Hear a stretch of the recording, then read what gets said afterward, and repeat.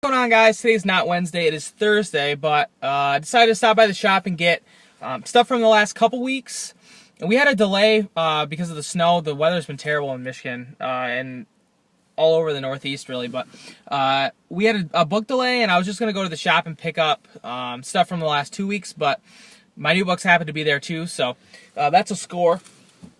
This is probably the biggest haul you'll ever see me have. Just because it's so many weeks worth of stuff. But picked up the previews. I don't know when this came out, but got my girl Buffy on there. Can't wait to dive into this and see what all I'm going to be spending my monies on. Wait, hold on. Never mind. Okay, I'll start with the independent stuff. Couple DC or Dark Horse books first. This is Abe Sapien number 9. This series has been really cool, and number 8 was a one-shot, so this would be a good jumping on point. Basically just following Abe. As the Hellboy universe, it's sort of like the apocalypse, so he's sort of run away from the BPRD doing his own thing. Next, this is Baltimore Chapel of Bones, number 1 of 2. It's a 2-part miniseries. There was a 3-part miniseries before this, and then there are 3 trades that would get you caught up. So if you're interested in this book, I really highly suggest checking out this book. But if you're interested in it, it's pretty easy to catch up. Just the 3 trades and then the 3 most recent issues, and then you can start with this one. But a story about a vampire plague.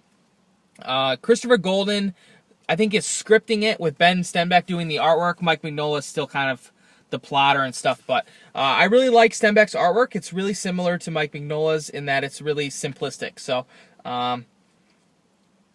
definitely a book that I think's worth checking out. Plus Dave Stewart on the colors. He does just about all the Mignola stuff, and he's great. So next, this came out a few weeks ago before I went to the shop one day and and he got shorted. But this is Black Science number 2. Rick Remender writing, Matteo Scalera on the art. The art is fantastic. The story is cool as well.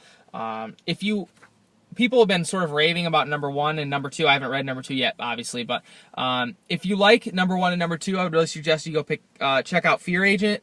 The library edition is out. That's a really great book, and Black Science is sort of a spiritual successor. Remender writing both of those books.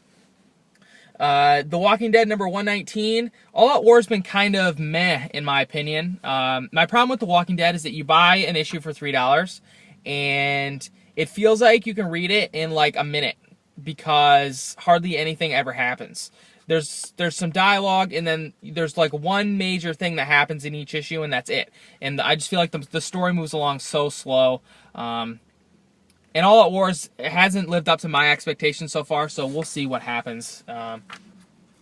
Like I said, I'm kind of indifferent about it.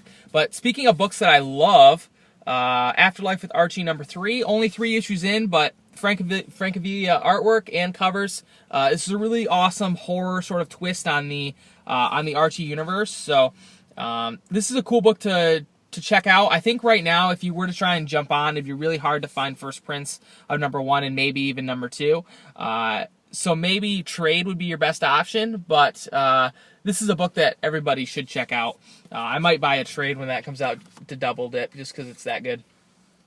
Next, a book that I like quite a bit, Charles Soule writing. This is Letter 44, number 3. I'm not the biggest fan of the interior artwork. Guy's last name is Albuquerque. Alberto Albuquerque. Not my favorite interior artwork, and it seems like there's a lot of dialogue in this book, not a lot of action, but I think it's good regardless.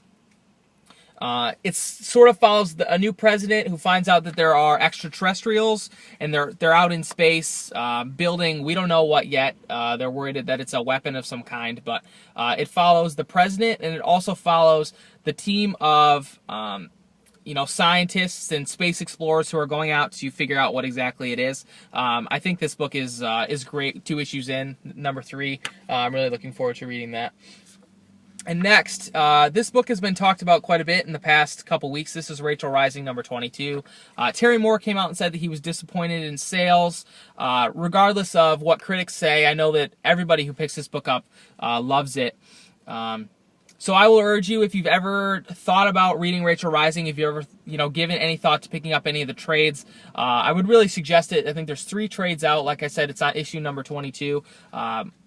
Horror witchcraft-based story, black and white interiors. I know that John loves this book, so do I. Cammie reads it as well, and I know that she likes it quite a bit. So I think anybody who is into horror-type stories, if you pick this book up, you're going to love it. I just don't want that book to get canceled. That would suck.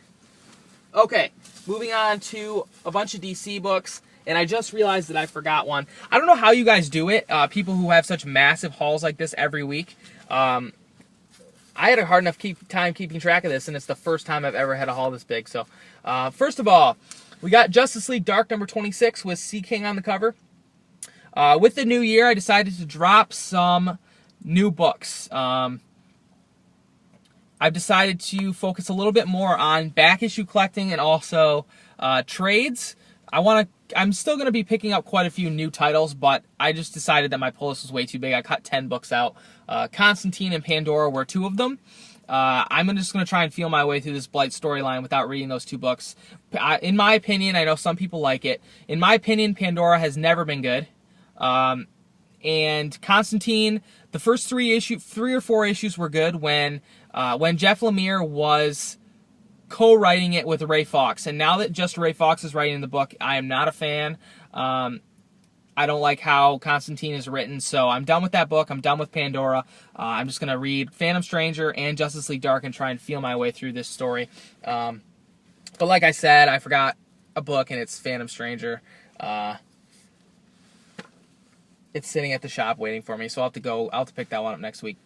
Justice League number 26. I've had my complaints about Forever Evil. I would like it to be contained just to Justice League and Forever Evil. I've been liking the Justice League stories about the Crime Syndicate, and Forever Evil, although focusing on the Crime Syndicate a little bit, seems to be focusing a little bit more on at least the first 3 issues, the movement against the Crime Syndicate and how they're going to prevent it. And I've liked these 2 books. Every time they've come out, I've thought they were great. And this one seems to be a Power Ring story, which I cannot wait to read because he is, I think, the most intriguing character out of the group to me. So I can't wait to read this. And then I had a spoiler about the end of it. Let me check. Oh no, maybe it was Forever Evil that got spoiled for me. Damn internet spoiling stuff. But this is Forever Evil number 4. Like I said, I like Forever Evil. I would prefer it if it were just contained to 2 books, but it's kind of spilling out into everything. And we got Gothtopia going on, and we got all sorts of crazy crossovers and stuff going on. So I don't know. DC's sort of starting to frustrate me with everything that they're doing. Next, we have Adventures of Superman number 8. You guys have heard me say how much I love this book in the past. It's a really cool book to have. Cool to have the opportunity to give different writers and artists a chance to take their take on Superman, do their thing, and you get a different creative team every month. Sometimes multiple creative teams in the same issue. So this book's really awesome. I'm glad that I picked it up at issue number 1. And I did a video about my favorite new ongoings from the past year. Adventures of Superman was my favorite new book that I picked up. Now that I think about it, there's a couple that I missed. Letter 44, as well as Ghosted. Ghosted should have been number 1. But anyway, this $7.99 price tag on this book. This is Detective Comics number 27. I got the Frank Miller cover because I like Catwoman and I like my Gotham ladies, but I don't know how I feel about her strange pose on the cover here. But we'll see. I think this. I'm looking forward to quite a few stories in here. There's Francavilla one. Can't talk today. And there's also one with Neil Adams artwork, and then there's one that Snyder did with Sean Murphy, I believe. And then also this whole Gothtopia thing starts. So I really can't wait to read that. And I picked up another book in here because of this Gothtopia thing, and I'll get to that in a second. Swamp Thing number 27. Cedar has sort of replaced Alec as the Swamp Thing. and he's trying to break out of the green now. This book has been amazing since Charles Soule jumped on. I mean, I'm not going to harp on it because I do every week, but hands down, my favorite book coming out of DC right now, without a doubt, no doubt in my mind. Green Arrow number 27. I've loved this book since Jeff Lemire jumped on at 17. There was a couple issues in the middle that I was kind of iffy about, but for the most part, I've liked his entire run. This is the Outsiders War Part 2, the Shield Clan. Number 1, I think, was a little slow. It was a builder, so I'm hoping to see more action from this book. I say this every time this book comes out, but Andrea Sorrentino doing the artwork is really the selling point. His artwork is absolutely amazing. And then finally, I would have one more book. Like I said, I forgot Phantom Stranger. This is Batwing number 27 with this awesome Darwin Cook cover. I believe this is part of Gothtopia, and that's going to be starting in Detective Comics, so I decided to keep going with Batwing. I have number 24, and then I have 26 as well, which are the issues. 25 in the middle there, which was that 0-year tie-in. So I think I can read those 3 and sort of get an idea of what's going on.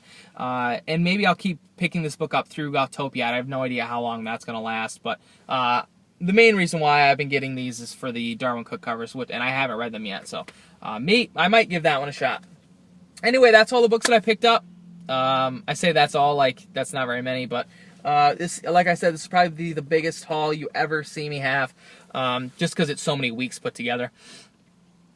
I got a package from Scott in the mail today. I'll be doing a random act of kindness video for that, either tomorrow or Saturday, and also I've been accumulating a few back issues, nothing super major yet, but I'll be putting a video up for those once I have a sizable amount. But take care, guys. I'll be watching your videos through tonight and into tomorrow. Look out for some comments from me. I'll talk to you guys again soon.